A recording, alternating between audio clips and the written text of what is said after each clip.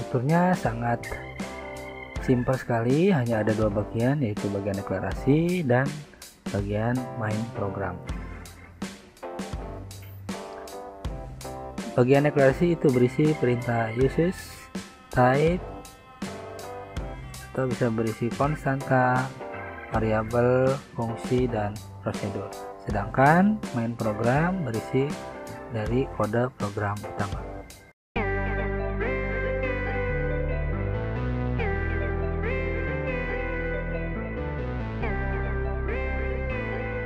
Assalamualaikum warahmatullahi wabarakatuh. Berjumpa lagi sahabat Bintang Edu Channel di video belajar pemrograman Pascal. Kali ini saya ingin sharing tentang struktur dasar kode program Pascal. Di video sebelumnya sudah diperkenalkan tentang apa itu Pascal, kemudian editor dari Pascal. Baik, kita langsung saja. Struktur dasar kode program Pascal.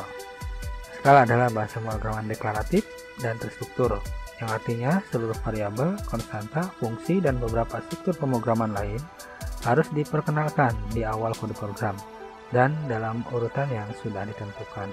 Di dalam pemrograman, perkenalan ini dikenal dengan istilah deklarasi. Kita lihat struktur kode dasar programnya. Strukturnya sangat simpel sekali, hanya ada dua bagian, yaitu bagian deklarasi dan bagian main program. Bagian deklarasi itu berisi perintah uses, type, atau bisa berisi konstanta, variabel, fungsi, dan prosedur. Sedangkan main program berisi dari kode program utama. Baik, untuk bisa lebih memahami, kita lihat contoh programnya. Nah, di sini ada contoh program hitung lingkaran ya. Nah, ini dari mulai uses CRT sampai dengan prosedur lingkaran, ini termasuk pada bagian deklarasi. Dan yang ini adalah bagian program utama. Berikut penjelasan dari struktur kode program ini. Seperti biasa, baris pertama sebuah program kode Pascal dimulai dengan penulisan keyword program, kemudian diikuti dengan nama program.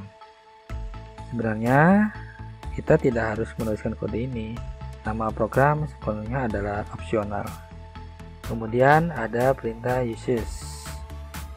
Uses adalah cara bahasa pemrograman Pascal untuk memasukkan kode-kode eksternal yang dikenal dengan unit atau library dalam bahasa pemrograman lain. Sebagai contoh, perintah clrscr. Nah, ini adalah kode yang berada pada unit CRT. Jadi penggunaan uses CRT ini berkaitan dengan perintah clrscr. Kemudian ada deklarasi type.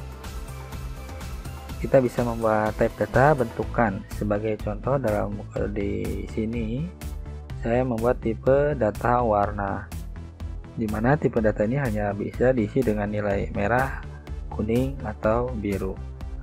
Selanjutnya ada deklarasi konstanta. Adalah sebuah penampung yang nilainya bersifat tetap. Di sini contohnya adalah konstanta pi dengan nilai 3,14. Nah, di bawahnya ada deklarasi variabel dengan keyword var. Adalah penampung yang nilainya bisa berubah sepanjang alur program. Nah, pada contoh program ini ada variabel jari-jari dengan tipe data integer dan langsung diberikan nilai 7. Kemudian ada variabel warna lingkaran, di mana tipe datanya adalah warna. Nah, tipe data ini adalah mengambil dari type yang kita sudah deklarasikan sebelumnya ya, jadi tipe data bentukan dan diberikan nilai merah. Nah, selanjutnya ada deklarasi function. Fungsi atau function dikenal juga sebagai subprogram karena kita bisa memecah alur program yang panjang menjadi fungsi-fungsi yang saling terpisah. Berbeda dengan prosedur, fungsi akan mengembalikan nilai. Nah, di dalam contoh ini saya membuat function luas lingkaran yang digunakan untuk menghitung luas lingkaran. Fungsi ini akan mengembalikan nilai akhir bertipe real. Nah, yang terakhir deklarasi prosedur. Nah, ini mirip dengan fungsi tapi dia tidak mengembalikan nilai.